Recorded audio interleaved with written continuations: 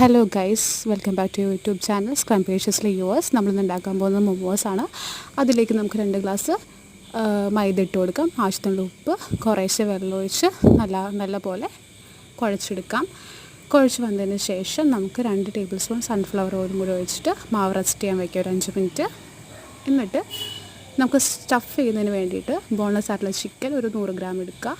അതിനകത്തേക്ക് ഒരു കഷ്ണം ഇഞ്ചി, 2 അല്ലി വെളുത്തുള്ളി എന്നിട്ട് മിക്സിയിൽ അരച്ചെടുക്കുക. അതിനകത്തേക്ക് അരിഞ്ഞ് വെച്ചിരിക്കുന്ന സവാള, ക്യാപ്സിക്കം, അതേപോലെ തന്നെ അതിനകത്തേക്ക് ആവശ്യത്തിനായിട്ടുള്ള പച്ചമുളക് അരിഞ്ഞ് വെച്ചത്, കുരുമുളക് പൊടി 2 ടേബിൾ സ്പൂൺ ഇട്ടിട്ടുണ്ട്.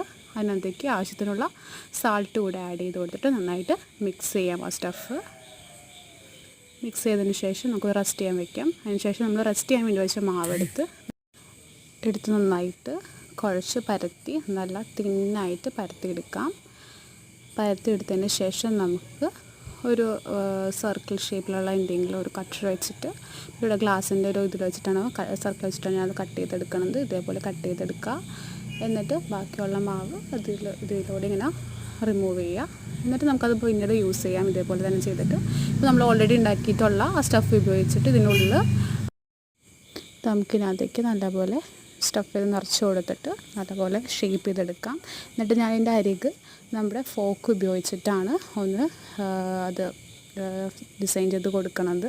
നല്ലപോലെ അത് യോജിപ്പിച്ച് ഒന്ന് ഇതാക്കിയതിന് ശേഷം നമുക്ക് ഇഡ്ഡലി പാത്രത്തിൽ വെച്ചിട്ട് അത് ആവിയേറ്റെടുക്കാം. ഒരു 15 മിനിറ്റ്സ് കൊണ്ട് തന്നെ നമുക്ക് അത് വെന്ത് കിട്ടും. അങ്ങനെ